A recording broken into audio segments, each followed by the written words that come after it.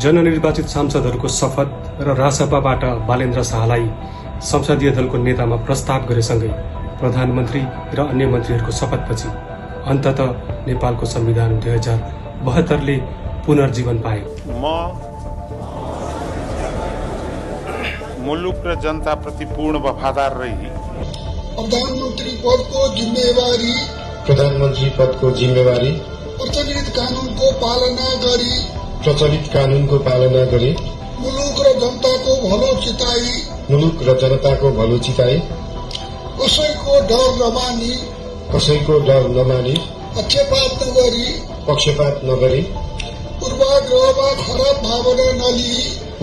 वा खराब भावना नलिई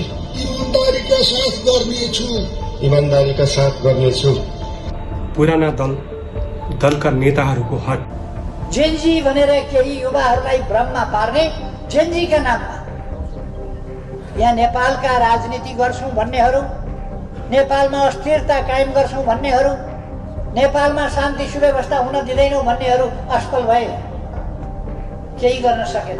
76 जना अबोध युवाहरूको बलिदान र खरबौं सम्पत्तिको आहुतिपछि निर्वाचनका लागि सुशीला कार्की नेतृत्वको चुनावी सरकारले शान्तिपूर्ण चुनाव गराएर जनताको नासो निर्वाचित जनताका प्रतिनिधिहरूकै हातमा सुम्पेको छ। 2082 को सम्पन्न यो चुनाव साँच्चै देशको आवश्यकता नै थियो या अरू कसैको चाहना? आउने दिनहरूमा प्रश्न हुने नै छ।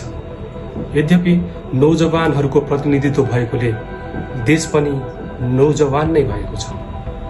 देश र जनताको भाग्य र भविष्यको जिम्मेवारी युवाहरूको काँधमा पुगेको छ।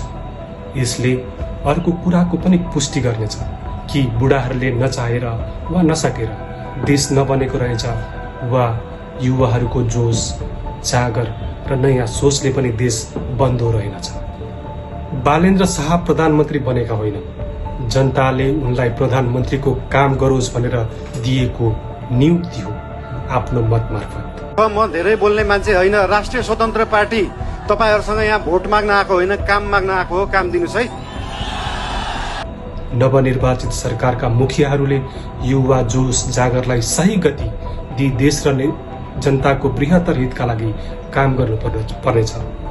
5 वर्षको लागि बनेको सरकारले धेरै ढिला सुस्ती नगरी, साथै धेरै हतार पनि नगरी सुविचार, सद्भाव र सहकार्यको साथ काम गर्न सकोस् भन्ने अपेक्षाका साथ सफल कार्यकालको शुभकामना साथै विशेष अनुरोध, देश बनाउने यो महान अभियानमा सामेल हुनुहुन्छ।